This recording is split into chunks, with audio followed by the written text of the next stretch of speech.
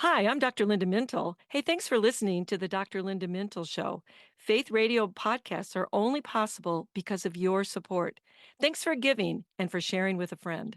Doing life together, reaching out with hope, encouraging one another, each step along the road.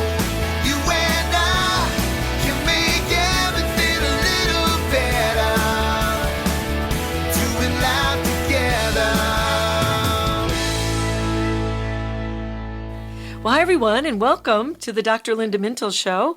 I'm your host, Dr. Linda Mintle, the relationship doctor, and I'm here along with my co-host, the other Dr. Mintle, my husband, Norm. And every weekend we're here, we're doing life together, and we love the fact that you join us. Yes, every we week. do. And in fact, let me say to all the ladies in our audience and to you who are mothers, Happy Mother's Day. Yeah. This weekend we celebrate moms and their very important role in our families. So you know, Norm, we have a very, very special place in our hearts for moms, given the long and challenging journey that we had to have children. Well, we've talked about our story before, but give us a recap for those who are just hearing us for the first time. Yeah, so when we first decided to begin our family, we spent the next 7 years in that terrible limbo land of undiagnosed infertility. And that means just what it says. It's undiagnosed. Nobody knows why. So what all that means is year after year after year of trying to have a baby, it just wasn't happening. And despite all the good advice, and boy, did we hear some crazy homemade prescriptions of what to do, and all the doctor's visit, and all the testing, and the interventions, and all the prayer, we also had to endure all the wonderful acknowledgments of moms at church on Mother's Day in real emotional agony. That was so painful. And know. the deeper we got into it, I know that as we got close to Mother's Day, you just dreaded going to church. I think I always went, but I think in my heart I wanted to not go at all. And, you know, until we had gone through that, we never really thought about women in the church who weren't mothers or wanted to be mothers but couldn't be.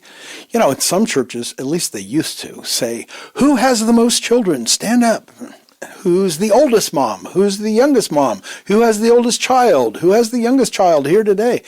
I mean, that made a huge part of the service incredibly difficult. It really did. And so if you're listening and you want to be a mom and it just hasn't happened yet, you know, God knows. He can handle your grief and disappointment, and He will help you through this day. And I tell you, my heart really goes out to you because I still remember how I felt during that time. So, Lord, I pray that you will comfort each woman listening right now on Mother's Day, no matter the circumstance. And I pray for those who have lost their moms and will feel great sadness this day. May you comfort them as well. Amen. Yes, while Mother's Day is a day to celebrate, we also want to be mindful of the difficulty of the day for many people. You know, and speaking of loss, Norm, we both have lost our moms. Right. And we really miss them. You know, every time Mother's Day comes along and we go to church, I think of your mom who loved to wear her special hat. Oh, my goodness. On Mother's Day to church. She loved all the attention of that day. I think that was her favorite. Now, she would say Easter, as she used to call it, Resurrection Sunday. Yeah, she was really clear about that. But I think the second most important holiday to her would be Mother's Day. I think so. And she loved to wear her hats, and she became known as the Hat Lady. Yeah, and she that did. was her signature. Yeah. But she didn't think about bringing attention to herself. No. She had 4 children, and she thoroughly enjoyed this celebration of her motherhood. It was her life's work and calling, and she rarely complained, even though she had to raise children in a third world country as a missionary wife. Yeah. You know how much I love history. Let's talk a little bit about how this holiday got started. Well, I really didn't know any of this, so I had to look it all up. But Mother's Day started in 1908 when Anna Jarvis held a memorial for her mother at St. Andrew's Church in Grafton, West Virginia. Now, did you know that? Nope. Okay, I didn't either. Her campaign to make Mother's Day a recognized holiday began 3 years earlier when her mom died. Anna Jarvis had been a peace activist who cared for wounded soldiers on both sides of the American Civil War. She created Mother's Day work clubs to address public health issues after the war. So she got her first big no in 1908 when Congress rejected her proposal to make the day an official holiday. However, she persevered, and 3 years later, in 1911, all states observed the holiday. Some of them even made it official. But in 1914, President Wilson, 3 years, see how the 3 years and 3 years? Yeah, it took 6 years now, Yeah. or 6 years later.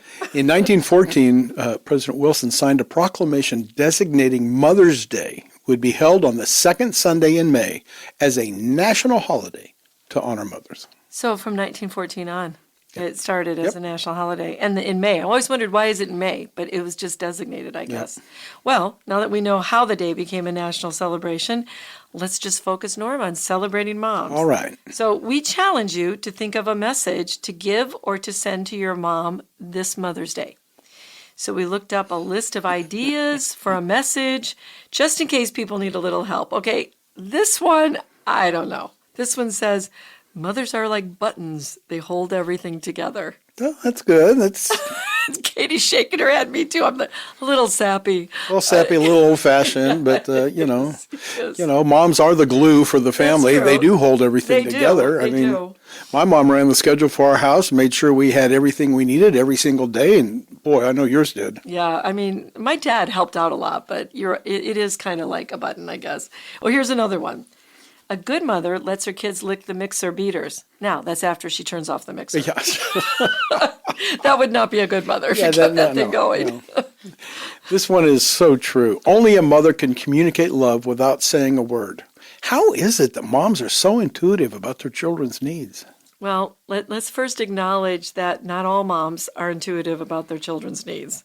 And some of them actually really struggle due to their own upbringing, okay? And that makes it difficult when you have a mom who had so many issues of her own growing up, and then she's really struggling just to kind of keep herself together and not meeting the needs of her kids. So I'm thinking of the many people listening who may have had maybe an abusive mom, or maybe a mom with mental illness, depression, maybe an addicted mom. In those cases, you really have to grieve the losses because sometimes moms are just not capable or able to do what they need to do. But remember, there's hope. God is always in tune with your needs, and he will never disappoint or abandon you if you look to him to fill in those emotional gaps. And Norm, here's how I kind of think about it. I think most moms do their best, the best that they can. They intend to meet their children's needs because we're wired to take care of children. We want to protect them and we want to nurture them. There's just, for some women, a lot of life stuff gets in the way. It's difficult. Yeah. Many times, though, moms are the emotional backbone of the family. They help heal the physical hurts and the emotional wounds. Good moms support their children's dreams, and they want their children to succeed and be happy. And Christian moms especially want their children to serve the Lord and live a life pleasing to him. Yeah, I know that serving the Lord is the most important thing for Christian moms and for Christian dads as well. Sure. That's just a very important thing that we all want for our children. Well, let's shift our focus just a little bit here and talk about Mother's Day gifts. How about that? Always impossible. Really? Well, it's difficult. We found a list compiled from replies of 400 moms to several questions about the holiday. So they were first asked, what was the worst Mother's Day gift you've ever received? These are very funny and kind of interesting. The first one says, a dirty diaper on my son that read Happy Mother's Day. Oh my goodness. I like this one. It was probably beautifully wrapped. Kitchen spoons. Well, depending on the spoons. If it was wooden spoons, really pretty wooden spoons, maybe. But yeah, maybe. These are the worst gifts. Yeah, right. How about an electric can opener, pots and pans, and cleaning supplies? Oh, my goodness. They all made the list. Can you imagine giving your mom cleaning supplies for Mother's Day? Here's a good one. A flashlight. Oh my goodness. Now, a blender, that might be useful. Yeah. Pajamas that didn't fit. Now, you used to work at your mother's store, and men bought clothing all the time know. for their wives that never fit. Yeah, and they just bought it to have a gift. Here's one, a measuring tape. Oh, yeah, I love this one. Now, some women might like a bowling ball. That was on the list. If you bowl, that could be a cool thing, right? Sure. I don't know. How about a candle? Those Well, are nice. Everybody gets a candle. I know. I think they're nice, though. I don't know why they made the worst list. Yeah. Okay, an iron. That one I can see why I would not want. I cannot imagine getting an iron for Mother's Day. Somebody did it because it made the list. Yep. So what's the number one worst gift ever? Can you guess? Probably nothing. That's exactly it. Yeah. Being forgotten. Yeah. Don't let that happen. People, think ahead. Don't get to that. Well, those same 400 moms were also asked, the good side, about the type of gift they would most like to Oh, have. good. Let's hear those. Okay. Homemade presents from their kids was at the top of the list. Yes, I love it. Flowers, that's kind of easy, but I like them. you love them. I love them. Right. And my favorite one, and you can never give it to me too often, is a day at the spa. Mm-hmm. That's one I love. I don't think I much care for gardening supplies. You know, a lot of people like to tool around in the garden and they feel good and they get good cute little like gloves and digging things. I can see why that made the list. Gift cards, Kind of impersonal. I know, but sometimes you just don't know what to get. Right. And so it is nice to pull it out and get something free when you're at the store. One mom said, I'll take anything just as long as they put some thought into it. Yeah, see, so, even maybe thinking about the gift card you get, maybe Right. that could be. I really think that some of the best gifts that I've been given were those handmade ones from our kids. And what I love, we still have the ceramic, I think it was a frog that Matt made, or it was some kind of a little bowl to put my rings or something They in. did little crafts in Sunday school Yeah. or at school. I kept all that stuff. After several moves, I finally said, I took pictures of them and then said that's probably the end of keeping all of those. But my favorite are all the handwritten cards. And I've actually put them in a box and I've kept them all these years. And every once in a while I'll go back and start reading them. They make me cry. Yeah. Well, here are a few more good ideas about free gifts if you'd like free. Yeah. Okay. How about a day off from housework? Yes. Kids and dad do the cleaning, cooking, and laundry. I like it. That's I free. Like it. Hugs and kisses are all good. Mm-hmm. Time to yourself. So, giving the housework, that would give us some time to yourself. And it would also give us a little time to sleep in. Uh-huh. If you can. I was going to say, you wake up at the same time no matter what. I know. Well, here are 3 of the funniest gift requests from our 400 moms. All right. Gift requests? Requests. These are the gifts they ask for. Okay. Vitamins. Oh my Feeling gosh. a bit run down.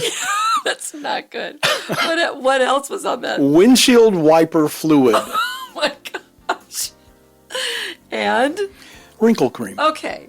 All right, that one. You're buying that one? It's kind of expensive, but oh my gosh.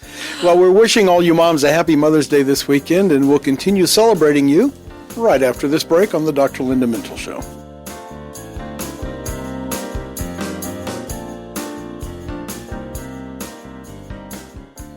Is every spare minute of your life filled with some activity, event, or demand? If so, you could be suffering from a very common American disease. It's called overcommitment, and it has seeped into every area of our lives. I'm Dr. Linda, the relationship doctor, and yes, I'll admit it, I've fallen prey to overcommitment in my life just like I imagine you have. Saying no occasionally is the best defense against overcommitment. But if it's too late and you're already overcommitted, here's a little tip to help you make it through. In the busiest days, you can still stop and take 5 just for yourself. When your heart is racing and your thoughts are whirling inside your head, your effectiveness just plummets. But if you'll pause right in the middle of all the hubbub, maybe close your eyes, breathe deeply, and remind yourself that the current task will be completed, you'll feel an immediate sense of relief. Then you can head back into the job at hand with renewed focus and energy. And when the next chance comes to overcommit, it comes your way, you can work on your priorities by just saying, hey, no.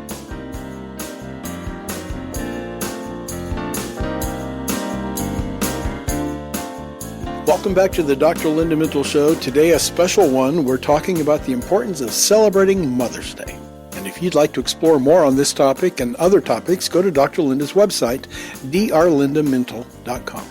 There you'll find her blogs, you'll find ways to connect with her on social media. And Linda, you wrote a book on mothers and daughters, and that has helped so many mothers and daughters over the years. I love my mother, but... Yeah, now it is geared towards mothers and adult daughters. Okay. But I had a woman who wrote a review on it, and she said, I bought this because I just wanted to strengthen the relationship with my adult daughter. We had a few issues. We wanted to work them out. So I thought the book was very helpful. At the end of every chapter, Norm, there are questions that if you read it as the mom and your adult daughter reads it, you can then talk about the questions nice. and answer the questions together. But what I loved about her review is she said, but this works for mothers and sons too. Oh, good. It's not just for mothers and daughters because the issues are very similar. Although, with daughters, they're identifying more with their moms. Mm-hmm. And so there's a few unique things, but a lot of the principles about conflict and anger and expectations and all the things I wrote about in that book really are just great parent-child relationship. So where did the title come from? I love my mother, but... Well, that came from because I think a lot of the work that I was doing with not only my own mom, but all the women who would come in to see me, that's the phrase they would use. The adult women who come in and say, "Now, Dr. Linda, I love my mom, but we're having trouble with our conflict, or she's controlling, or she expects too much of me, or I don't feel like I'm validated." So there's always this, but clearly I love her. But we got these things we got to work out. So that was the title of it. That's how that came about. And was that the motivation, too, from the people you were hearing in therapy? Yeah, I saw a lot of women in their 30s and 40s who are really struggling to find their own voice, to feel like they could be with their moms and be their own person, but just also be really connected. One of the big mistakes that a lot of times women do when they're trying to become their own person is they feel like they just need to cut off from their mom. Like if you have difficulty with your mom, they'll say, well, I'm just not going to have her much in my life. I'm just going to not see her very often. I'm not going to deal with it. I'm just going to avoid her. And that doesn't work because your ability to negotiate your relationship is exactly what you have to do in every other relationship that you have. So running away doesn't work.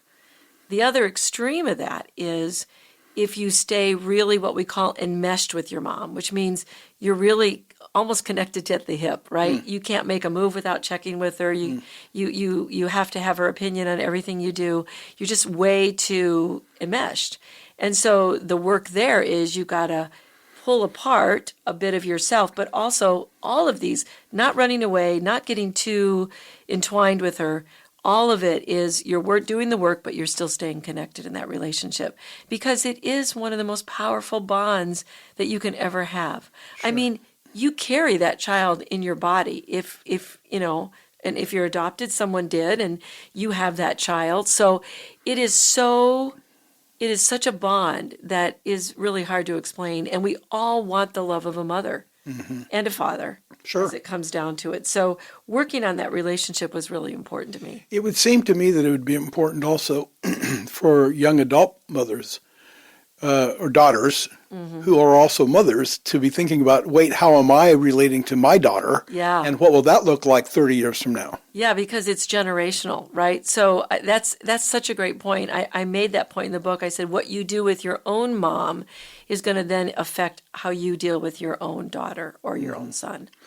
It's important to do the work because it's going to impact both generations, right? This whole matter of family is so important. I remember one time someone told me, now when you're looking for a girl to marry, see how the mother treats the father in that family and see how that relationship works. And that's kind of how your wife will treat you one day. Is that all part of this family? Yeah. I mean, I think it's good.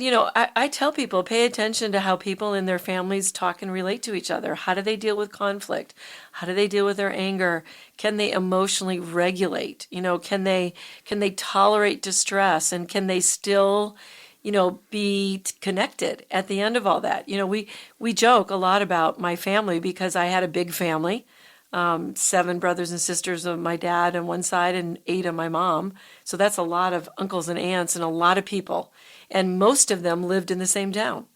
And so you could see a lot of dynamics. And there were differences in personalities. There were conflicts that came up. But in the end, you know what?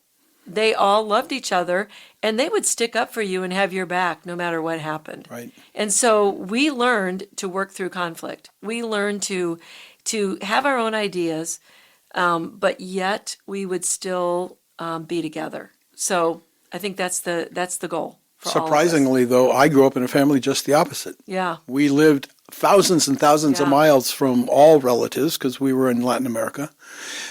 And my parents were really good at avoiding conflict Yeah. as opposed to dealing with it. So it was interesting to me that we found certain aspects of each other's personality and life experiences and families attractive because they were so different. Yeah, we did, because I liked your independence and the fact that you would take a lot of risks because you had to. Right. In life, you were the oldest, you were the first one out the gate, and you were living in a foreign country and learning a new language. And I thought all of that was very attractive. And I think on the other side, you saw the close bonds and the way that my family helped each other, got together, we had fun. I think all of that was very attractive as well. I didn't grow up with aunts and uncles, so that was incredibly wonderful. And the fact that your family welcomed me so warmly Yeah. was all the better. You're just one of the gang. I was. And you fit in really well because you love sports. That was one of the reasons you fit in. Well, let's get back to moms. Okay. And here's a mom who put her celebration into words. I want to read you this. Now, this is I'm saying this because you don't have to go out and spend a lot of money and make this day just so expensive. You can just do some very simple things. So she says, after sleeping in and getting breakfast in bed, a relaxing couple of hours at the spa. Oh, I like this, Mom. Coming home to a clean house and then a family dinner out, followed by relaxing time at home with the kids who are on their best behavior, a homemade gift card, hugs and kisses to top it all off, a gift from the husband to say he appreciates you as the mother of his children and all the hard work that I did. Now, look Okay. at that. Okay, that's a fantasy, right? No, that's that all is- made up. No, that is a mom. It's actually in quotes because that's a mom who said thank you for all of that. Wow. Well, as we talk more about Mother's Day, we should say that moms were God's idea, That's right. right? That's So right. what does he think about moms? Well, Paul reminds us of two Old Testament passages in Exodus and Deuteronomy where he says, "Children, obey your parents in the Lord, for this is right. Honor your father and mother," which is the first commandment with a promise, so that it may go well with you and you may enjoy long life on the earth. How did you talk about honor in your book? What does that mean to honor your mother? Yeah, and it's a great question because when you have a mom that is so difficult and has had so many issues, the one thing you can do is honor her for giving you life. Right. So honor whatever she's done for you that's been a positive part. Here's one that reminds us to listen to mom's teaching. The author of this proverb said, "Listen, my son, to your father's instruction. Dad's going to tell you what to do. Do not forsake your mother's teaching. Her teachings are a garland to grace your head and a chain to adorn your neck." And here's an admonishment to both moms and dads in Proverbs 22:6. Start children off on the way they should go, and even when they are old, they will not turn from it. I know there are a lot of moms right now holding on to that promise. And of course, one of the most well-known verses, strength and dignity are her clothing, and she laughs at the time to come. She opens her mouth with wisdom, and the teaching of kindness is on her tongue. She looks well to the ways of her household and does not eat the bread of idleness. Her children rise up and call her blessed. Her husband also praises her. Many women have done excellently, but you surpass them all. You know, Paul wrote about love, and he didn't mean it for mothers because we often do it at weddings, and he didn't mean it for weddings, but it does work for moms. Read to us from 1 Corinthians 13. So we're going to remind you again about love. Love is patient, it's kind, it's not jealous, it's not proud, it's not conceited, does not act foolishly, is not selfish, is not easily provoked to anger, keeps no record of wrongs, takes no pleasure in unrighteousness, but rejoices in the truth. Love bears all things, believes all things, hopes all things, and endures all things. So when you think about your mom, and maybe you have issues with your mom, remember that passage. It isn't jealous. It doesn't keep a record of rights and wrongs. So no matter how difficult, no matter how good, no matter how great the relationship is, this is a day to honor your mom. So think on the things that are good, as the Bible tells us to do, and honor your mom this Mother's Day. Make it a day that you can celebrate, and a reminder also to pray for those who would like to be moms, and remember the moms who've lost their moms this day as well. Well, happy Mother's Day, everybody. That's all the time we have today. Many thanks to my co-host Norm Mintle, who makes the show a conversation, and to our technical producer Katie Sims Wilson.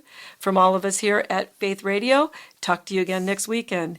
In the meantime, remember, we're doing life together. We're doing it together on Mother's Day, right? Yeah. And it's better because you don't want to do it alone. Amen.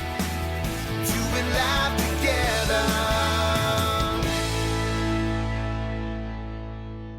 Hey, thanks for listening to this conversation from the Dr. Linda Mintle Show. These conversations are available because of your support. Become a supporter now at myfaithradio.com. Please subscribe to the podcast so you don't miss any episodes, and share it with friends so we can live life to the fullest, walk confidently, and find healing and hope.